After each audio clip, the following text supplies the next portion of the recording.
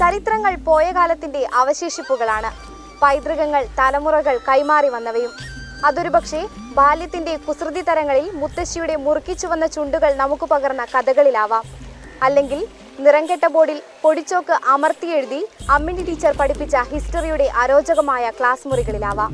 അക്ഷരത്തെറ്റുവന്ന സ്ലേറ്റിൽ മഷിത്തണ്ടുരച്ചു മായ്ച്ച ലോകം ഇന്നില്ല. ഇന്ന് സ്മാർട്ട് ക്ലാസ് മുറിയിലിരുന്ന് പുഴയും മഴയും ഉണ്ടായിരുന്നുവെന്ന് പഠിക്കുന്ന ലോകമാണ്.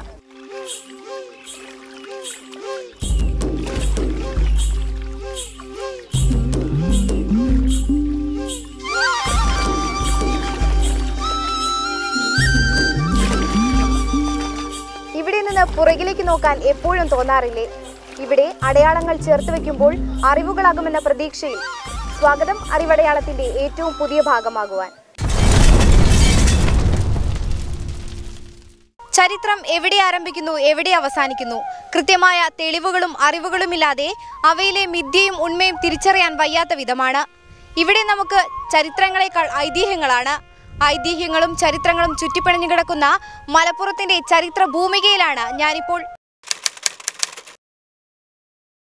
ത്രിമൂർത്തികളുടെ സംഗമസ്ഥലം ദക്ഷിണ കാശി എന്നറിയപ്പെടുന്ന തിരുനാവായയിൽ.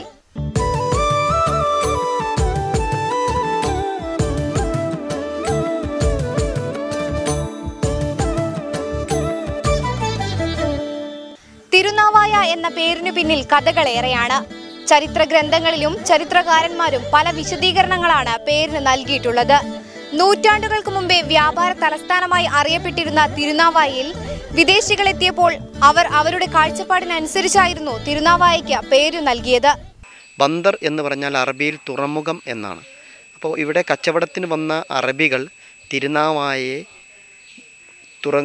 കച്ചവട തുറമുഖമായിട്ടാണ് കണ്ടിരുന്നു എന്ന് ചരിത്രത്തിൽ പറയപ്പെടുന്നത്. അതുപോലെ യമർ, അവർ ലോക ചരിത്രം പരിശോധിക്കപ്പെടുമ്പോൾ യമർ ഏറ്റവും കൂടുതൽ പട്ടുടയാടകളും ഉൽപ്പന്നങ്ങളൊക്കെ ഉൽപ്പാദിപ്പിച്ചിരുന്ന, നല്ല ക്വാളിറ്റിയുള്ള പട്ടുകളൊക്കെ ഉൽപ്പാദിപ്പിച്ചിരുന്ന ഒരു രാജ്യമായിരുന്നു യമർ. ആ രാജ്യക്കാർ തിരുനാവായയെ വിളിച്ചിരുന്നത് മുതിരിക്കാട് എന്നാണ്.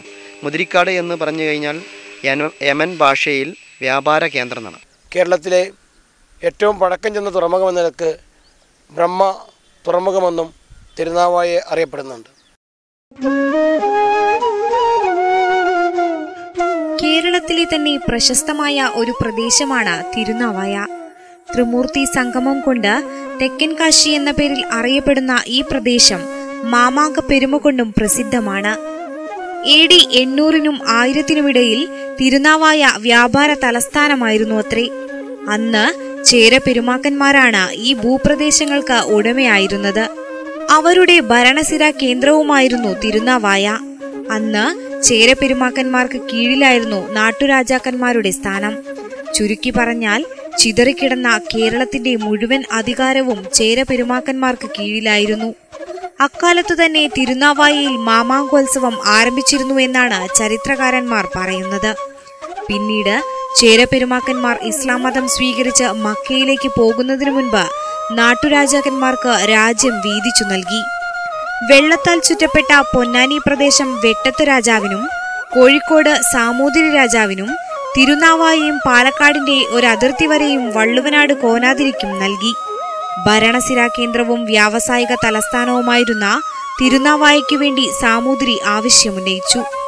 എന്നാൽ കൊണ്ടും കൊടുത്തും പിടിച്ചടക്കാം എന്നാണ് ചേരപെരുമാൾ സാമൂതിരിയോട് മറുപടിയായി പറഞ്ഞത്. പിന്നീട് വെട്ടത്ത് രാജാവിന്റെയും സാബദർ കോയമാരുടെയും സഹായത്തോടെ മാമാങ്കത്തിൽ സാമൂതിരി വള്ളുവനാട് കോനാതിരിയെ പരാജയപ്പെടുത്തി തിരുനാവായ പിടിച്ചടക്കുകയായിരുന്നുവത്രേ.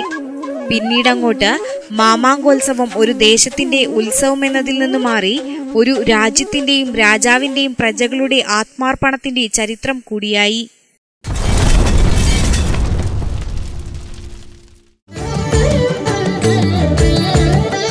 പ്രകൃതിരമണീയമായ തിരുനാവായയുടെ ഹൃദയഭാഗത്താണ് നാവാമുകുന്ദ ക്ഷേത്രമുള്ളത്. നിലയിൽ നിന്നെത്തുന്ന കാറ്റേറ്റ് ആൽമരങ്ങളുടെ തണലും തലോടലുമേറ്റാണ് ക്ഷേത്രം നിലനിൽക്കുന്നത്. നിളയ്ക്കക്കരെ ബ്രഹ്മക്ഷേത്രവും ശിവക്ഷേത്രവുമാണ്. ഒരിടവേളയ്ക്ക് ശേഷം ക്ഷേത്രമുറ്റത്തു നിന്നും നിളയെ നോക്കിക്കാണുമ്പോൾ നിള നിറഞ്ഞൊഴുകുകയാണ്. പക്ഷേ കഴിഞ്ഞ മാസം ഈ ഭാഗത്ത് വെച്ച് ഒരാൾ ഒഴുക്കിൽപ്പെട്ടിരുന്നു. അതിനുശേഷം ഇവിടെ സുരക്ഷ കർശനമാക്കിയിട്ടുണ്ട്.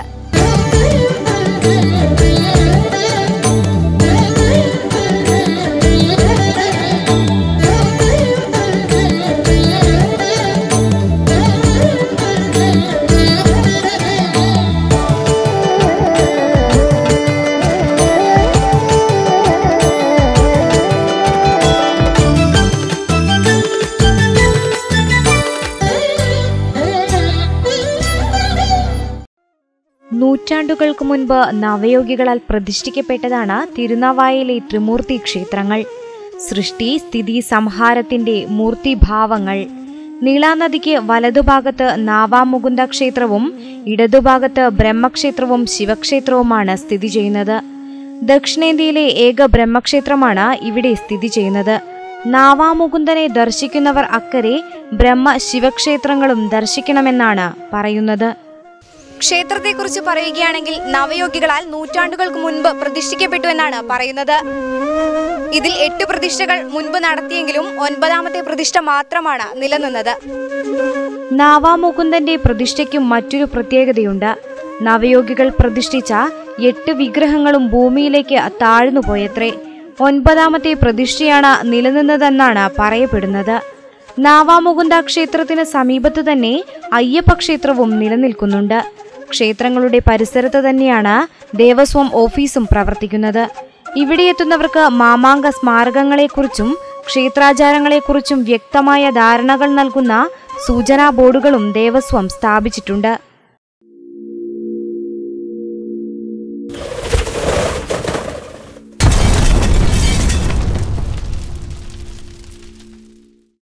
നാവാമുകുന്ദ ക്ഷേത്രം ബലിയിടൽ കർമ്മങ്ങളുടെ പേരിലാണ് പ്രശസ്തം.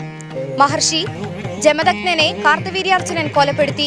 ഇതിൽ മനംനൊന്ത അദ്ദേഹത്തിന്റെ പുത്രൻ പരശുരാമൻ ക്ഷത്രിയരെ ഒന്നടങ്കം കൊലപ്പെടുത്തി.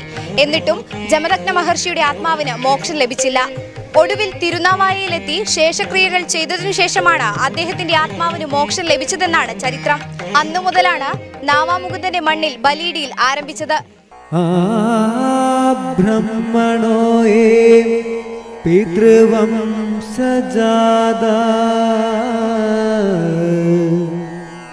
മാത് തദവംശഭവാമതീയ വംശദ്വയേസ്മിൻ മമദാസഭൂതഭൃത്യ തദൈവ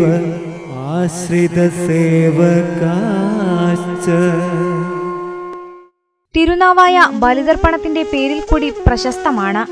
കർക്കിടകവാവിനു മാത്രമല്ല, ദിനംപ്രതി ആയിരങ്ങളാണ് നാവാമുകുന്ദന്റെ മണ്ണിൽ ബലിതർപ്പണ കർമ്മങ്ങൾ ചെയ്യുന്നതിനായി എത്തുന്നത്.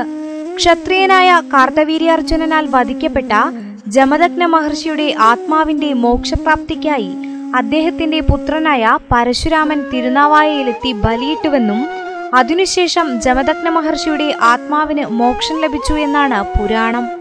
അന്നു മുതലത്രേ തിരുനാവായയിൽ ബലിയിടൽ കർമ്മത്തിന് തുടക്കമായത്. കേരളത്തിന്റെ നാനാഭാഗത്തു നിന്നും ഇന്നും നാവാമുകുന്ദന്റെ മണ്ണിലേക്ക് ബലിയിടാൻ ആയിരങ്ങളുടെ പ്രവാഹമാണ്. ചരിത്രപരമായിട്ട് വളരെ പ്രധാനപ്പെട്ട ക്ഷേത്രമാണ് നാവാമുകുന്ദ ക്ഷേത്രം. മാമാങ്കം നടന്നത് ഈ ക്ഷേത്ര പരിസരത്ത് വെച്ചിട്ടാണ്. ഈ ക്ഷേത്രത്തിൽ ബലിയിടൽ കർമ്മത്തിന് പ്രാധാന്യമുണ്ട്.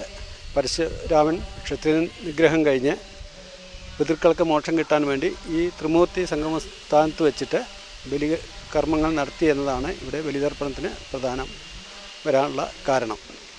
പിന്നെ ധാരാളം ആൾക്കാർ ഇവിടെ ബലിതർപ്പണത്തിനായി എത്തുന്നുണ്ട്. ആൾക്കാരുടെ സുരക്ഷയ്ക്ക് വേണ്ടിയിട്ടുള്ള എല്ലാ സൗകര്യങ്ങളും ദേവസ്വം ചെയ്തിട്ടുണ്ട്.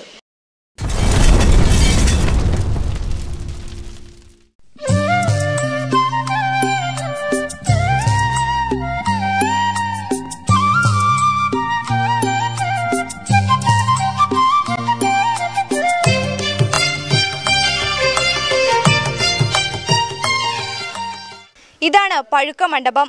ഇവിടെ എത്തിയാണ് മാമാങ്കത്തിൽ വിജയിയായ രാജാവും പത്നിമാരും നാവാമുകുന്ദനെയും ശിവനെയും ബ്രഹ്മാവിനെയും വന്ദിച്ചിരുന്നത് എന്ന് ചരിത്രത്തിൽ പറയപ്പെടുന്നു. ഇവിടെ നിന്ന് തന്നെയാണ് രാജപത്നിമാർ നാവാ മണപ്പുറത്ത് നടന്ന മാമാങ്കവേല വീക്ഷിച്ചിരുന്നതും. മാഘമാസത്തിലെ മകം നക്ഷത്രത്തിലാണ് ഒരു മാസം നീണ്ടുനിൽക്കുന്ന മാമാങ്കോത്സവത്തിന്റെ ആരംഭം. മാഘമകം എന്ന പേര് ലോപിച്ച് മാമാങ്കം എന്ന പേരായി ചുരുങ്ങിയെന്നാണ് പറയപ്പെടുന്നത്. നാവാമണപ്പുറത്ത് നടക്കുന്ന മാമാങ്കവേലയ്ക്ക് മുന്നോടിയായി നിലപാട് തറയിലെത്തി രാജാക്കന്മാർ മാമാങ്ക പ്രഖ്യാപനം നടത്തിയിരുന്നു. ഇതാണ് മാമാങ്കോത്സവത്തിന്റെ പ്രാഥമിക ചടങ്ങ്. പിന്നീട് നിളയുടെ മണൽത്തിട്ടയിൽ 1 മാസം നീണ്ട ഉത്സവമാണ്.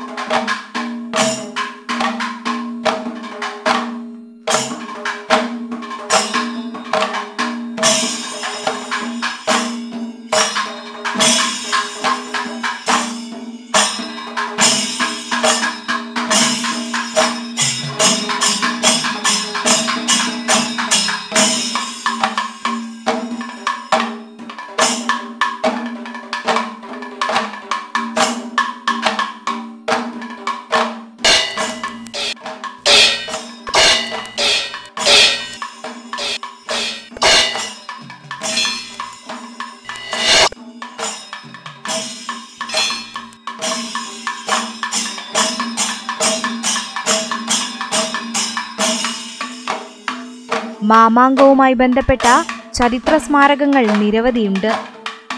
പഴുക്കുമണ്ഡപവും മരുന്നറയും മണിക്കിണറും നിലപാടുതറയും ചങ്ങമ്പള്ളി കളരിയുമെല്ലാം ചേർത്തുവെക്കുമ്പോൾ പോയ കാലത്തിന്റെ സംസ്കാരങ്ങളുടെ സമൃദ്ധിയുടെ സുവർണ കാലഘട്ടത്തിന്റെ ഓർമ്മപ്പെടുത്തലുകളാവുകയാണ്.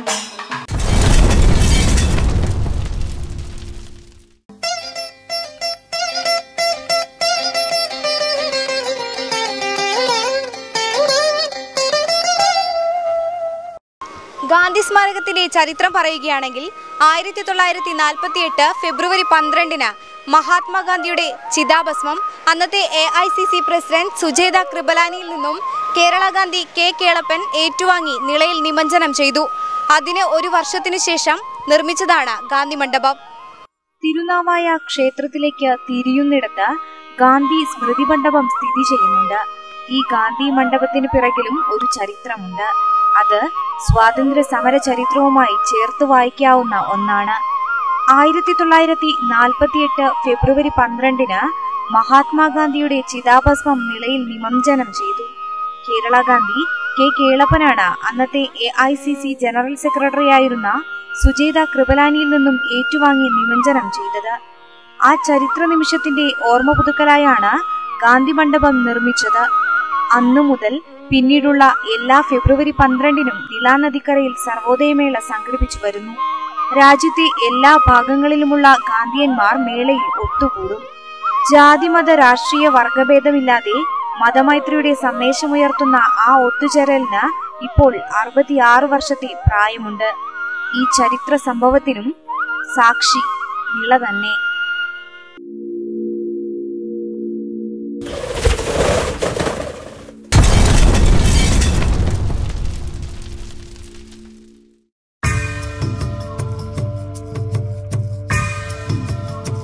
ഇനി മരുന്നറയിലെ കാഴ്ചയിലേക്ക്.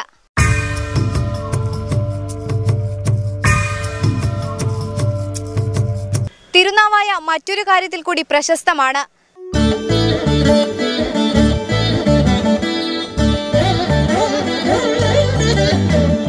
ഇനിയുമുണ്ട് കാണാ കാഴ്ചകളേറെ. കാത്തിരിക്കുക ഒരു ഇടവേളയ്ക്ക് ശേഷം.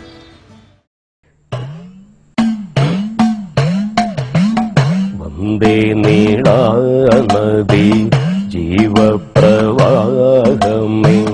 മാമലനാടിന്റെ മാതൃസ്വരൂപമേ.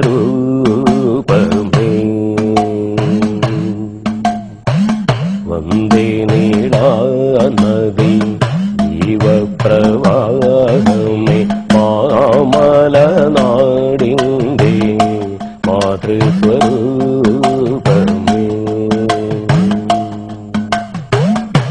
കരരണ്ടിലും മണ്ണു കലയാക്കി മാറ്റിയ കരരണ്ടിലും മണ്ണു കലയാക്കി മാറ്റിയ കാതരയാം താണ പുണ്യാഹമേ വന്ദേ നീടാനദി ജീവപ്രവാഹമേ മാമലനാടിൻ്റെ മാതൃസ്വരൂപ